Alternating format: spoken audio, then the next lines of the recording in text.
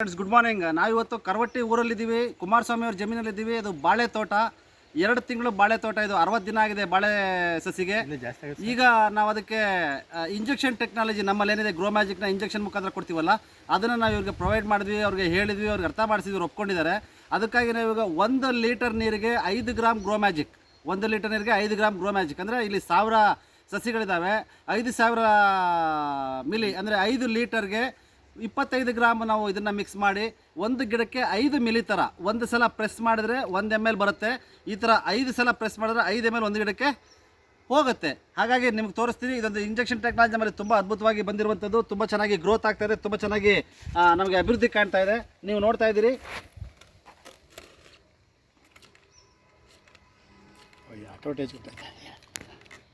ಇದು 5 ಸಲ ಸ್ಪ್ರೇ ಮಾಡಿದ್ರೆ ಒಂದು ಸಲಕ್ಕೆ 1 ml ಥರ 5 ಸಲ ಸ್ಪ್ರೇ ಮಾಡಿದ್ರೆ 5 ml ಒಂದು ಗಿಡಕ್ಕೆ ಹೋಗುತ್ತೆ. Thank you very much friends.